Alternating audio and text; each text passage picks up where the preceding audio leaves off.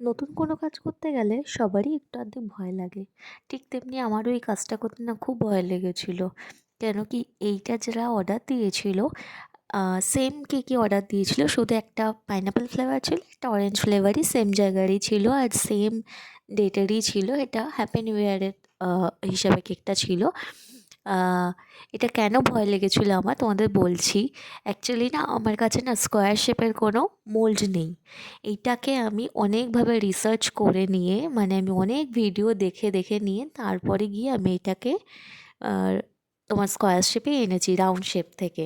এবার সেটা কীভাবে এনেছি সেটা তোমাদের সাথে আমি নেক্সট কোনো ভিডিওর মধ্যে শেয়ার করব।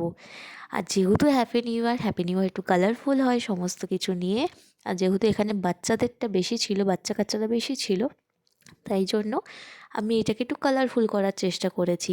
আর হ্যাঁ, এই কেকটার দেখো একটুখানি সামনে একটুখানি খাবলা মতন উঠে গেছে। ওটা আমি ভিডিও করার সময় খেয়ালই করিনি।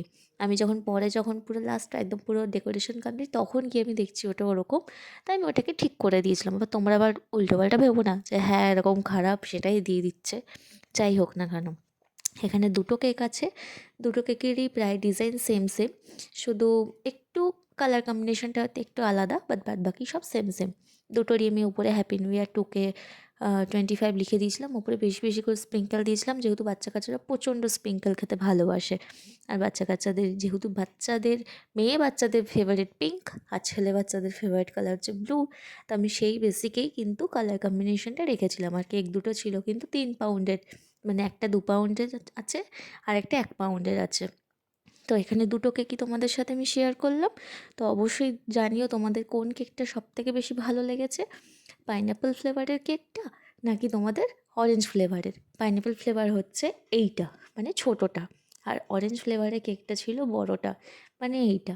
ঠিক আছে, তো চলো, তোমাদের সাথে আবার দেখাবে তোমাদের নেক্সট কোনো ভিডিওতে। ততদিন তোমরা সেফ থেকো, সুস্থ থেকো, ভালো থেকো। তো আজকের মতন টাটা। আর হ্যাঁ, অনেক দিন পর ভিডিওটা ছাড়লাম গো এটার।